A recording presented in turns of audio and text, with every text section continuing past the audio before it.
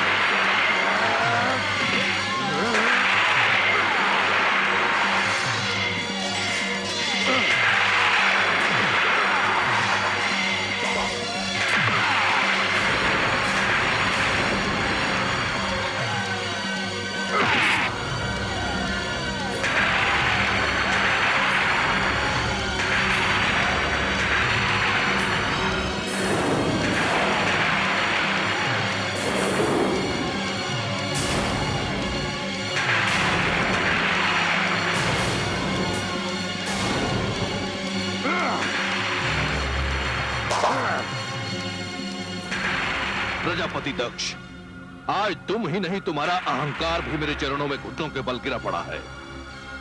नियमानुसार तुम्हारा वध करना उचित नहीं है, परंतु तुम इतने नीच हो कि तुम्हारा वध करना पाप नहीं पुण्य है।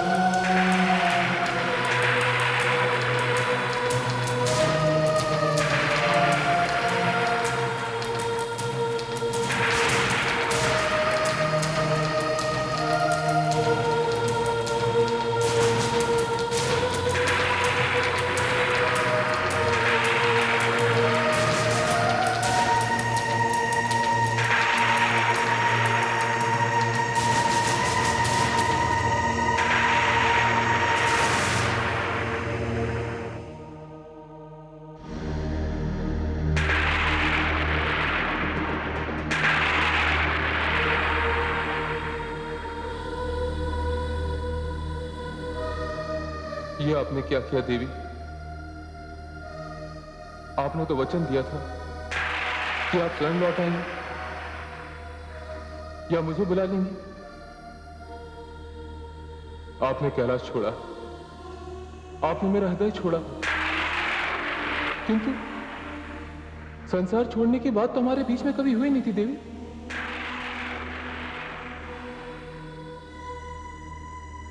आपने अपने पति के सम्मान को अपने प्राणों से भी अधिक मूल्यवान बना दिया और यज्ञ कुंड में कूदकर अपने प्राणों की आहुति दे दी।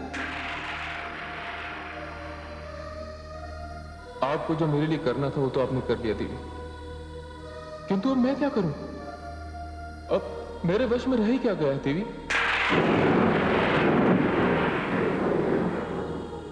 महादेवी, अब इसके पश्चात जब तक ये शिव रहेगा आप इसी प्रकार उसकी बाहों में रहेंगी। आपके त्याग, आपकी श्रद्धा को यही मेरी श्रद्धांजलि है।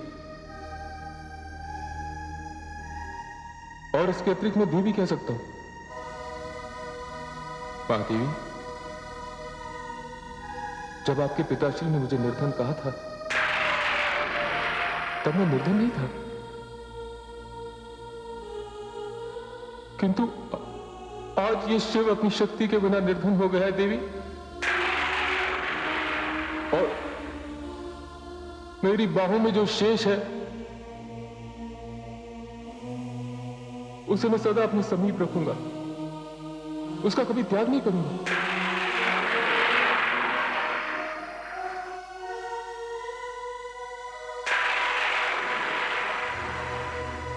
चलिए देवी, मैं इस वातावरण से आपको दूर ले जाता हूं।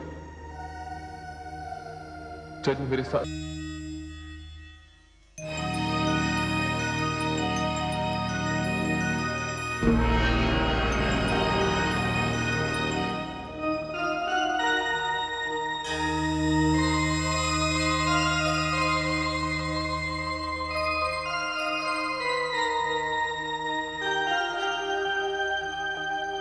आइए परमेश्वरी, विष्णु लोक में आपका स्वागत है। मैं विष्णु प्रिया आपका स्वागत करती हूँ।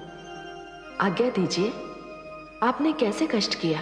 हे देवी, मैं तुम्हारे द्वारा भगवान श्री विष्णु के मन में यह विचार देने आई हूँ कि उन्हें थोड़ी देर के लिए अपनी योग निद्रा तोड़नी होगी और देवाधिदेव महादेव भगवान शिव की ओर देखना होगा। हे आदिशक्ति परमेश्वरी, सती का इस प्रकार अंत एवं देवाधिदेव महादेव की स्थिति देखकर मुझे भी रोमांच हो रहा है। हे देवी, मैं भी यही कहने आई हूं कि आप पद्मनाभ को जगाइए और उनसे कहिए कि वे भगवान शिव से गौरी की मृतदेह को अलग करने का उपाय करें। जैसी आपकी आज्ञा आदिशक्ति परमेश्वरी।